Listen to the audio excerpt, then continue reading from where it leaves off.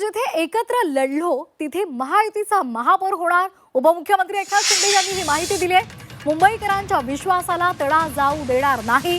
जनतेचा महायुतीला कौल आहे आणि त्यानुसारच वाटचाल करू। मुंबईकरांच्या विश्वासाला तडा जाऊ दिला जाणार नाही असं शिंदेंनी स्पष्ट केलंय।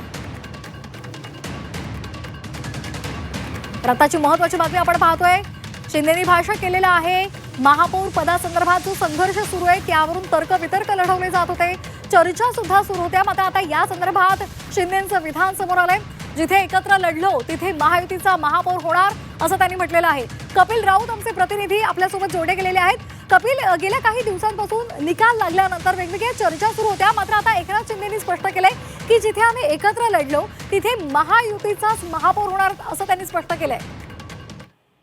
नक्कीच काही बातम्या सुरू आहेत, काही अफवा समोर येत आहेत का एकनाथ शिंदे म्हणजे शिवसेना आणि काँग्रेस ह्यांची गट्टी होऊ शकते आणि येणारा काळ त्यांचा महापौर बसू शकतो, अशा अनेक बातम्या समोर येत आहेत। अनेकांची जुळवाजुळवी होत आहे, अनेक वेगवेगळी नाती जोडली जात आहेत, राजकीय नाती। त्यामुळे एकंदरीतच उपमुख्यमंत्री एकनाथ शिंदे यांनी पुढे येऊन स्पष्ट केलेलं आहे का जिथे जिथे महायुतीमध्ये लढलेलो आहे तिथे तिथे महायुतीचाच महापौर होणार।